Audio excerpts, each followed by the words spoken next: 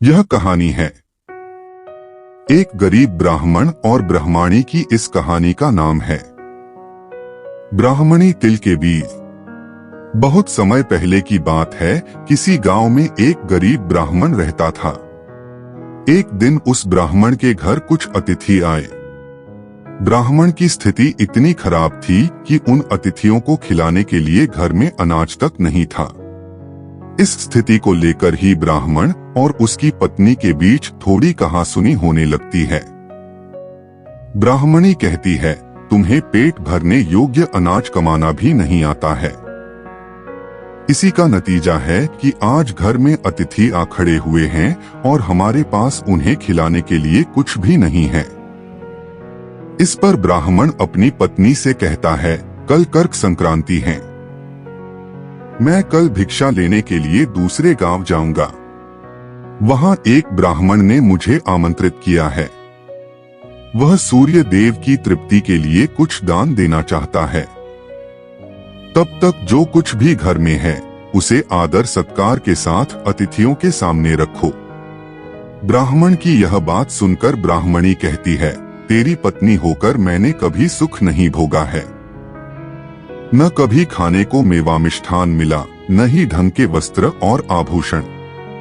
आज तू कह रहा है कि जो भी घर में पड़ा हो वो अतिथियों के समक्ष रख दो। जब कुछ है ही नहीं तो मैं उनके सामने क्या रख दूं? पड़े हैं तो बस एक मुट्ठी तिल। तो क्या अतिथियों के सामने सूखे तिल रखना अच्छा लगेगा? पत्नी की यह बात सुनकर ब्राह्मण कहता है, ब्राह्मणी, तुम्हें ऐसा बिल्कुल भी नहीं कहना चाहिए। कारण यह है कि इच्छा के अनुसार किसी भी मनुष्य को धन की प्राप्ति नहीं होती है। जरूरी है तो पेट भरना, और पेट भरने योग्य अनाज तो मैं ले ही आता हूँ। अधिक धन की चाहत अच्छी नहीं। ऐसी इच्छा का तुम्हें त्याग कर देना चाहिए। अधिक धन की इच्छा के चक्कर में मनुष्य के माथे पर शिखा बन जाती है। माथे पर शिखा वाली बात सुन ब्राह्मणी बड़े ही आश्चर्य से ब्राह्मण से पूछती हैं, अधिक धन की इच्छा में माथे पर शिखा हो जाती है? मैं कुछ समझी नहीं, जो भी कहना है खुलकर कहिए। ब्राह्मणी के इस सवाल का जवाब देने के लिए ब्राह्मण अपनी पत्नी को शिकारी और गीदड़ की एक कहानी सुनाता है। ब्राह्मण कथा की शुरुआत करता है। एक दिन एक शिकारी जंगल में शिकार की खोज कर रहा था। जंगल में कुछ दूर आगे बढ़ने के बाद शिकारी को एक काले रंग का पहाड़ जैसा विशाल सूअर दिखाई देता है। सूअर को देखते ही शिकारी अपना धनुष उठा लेता है और कमान खींचते हुए सूअर पर निशाना लगा देता है। कमान से निकला हुआ तीर तीव्र गति से सूअर को घायल कर देता है। घायल होने पर सूअर चिंघाड़ता हुआ शिकारी पर पलटवार कर देता है। सूअर के तीखे दांतों से शिकारी का पेट फट जाता है। इस तरह शिकार और शिकारी दोनों का ही अंत हो जाता है।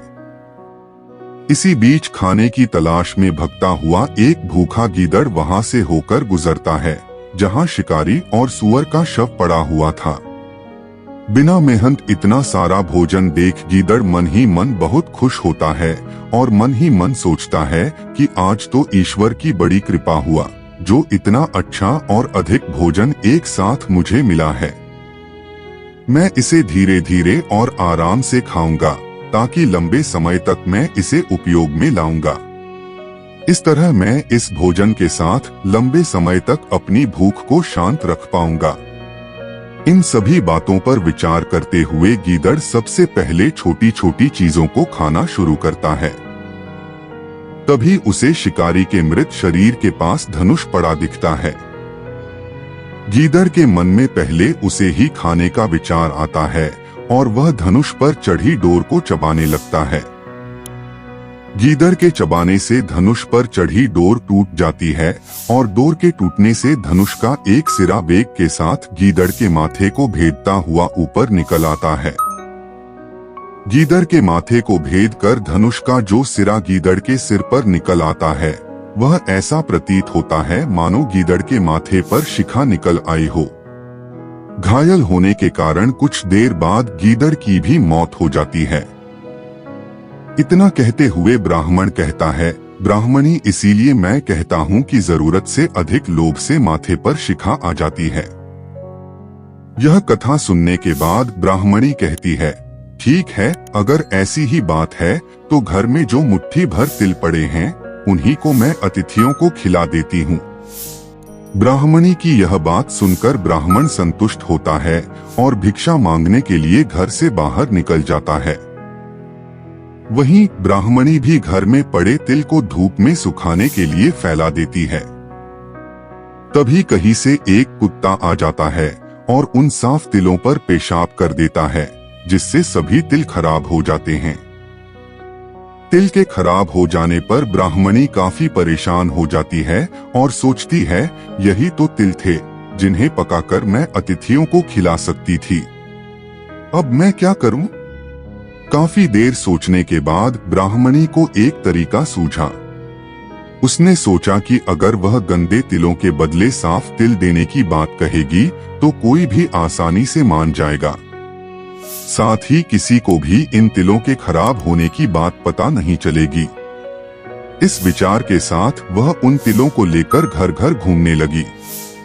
ब्राह्मणी की यह बात सुनकर एक महिला वह तिल लेने के लिए तैयार हो गई, लेकिन उस महिला का पुत्र अर्थशास्त्र पढ़ा हुआ था। उसने अपनी माँ से कहा कि इन तिलों में जरूर कोई न कोई खोट होगी, वरना कौन साफ सुथरे तिलों को गंदे तिलों के बदले देने के लिए तैयार होगा। पुत्र की यह बात सुनकर महिला ने ब्राह्मणी के तिलों को लेने से मना कर दिया। कहानी से सीख, हमारे पास जो भी होता है हमें उसी में सुखी रहना चाहिए। किसी के पास ज्यादा चीज देखकर दुखी नहीं होना चाहिए।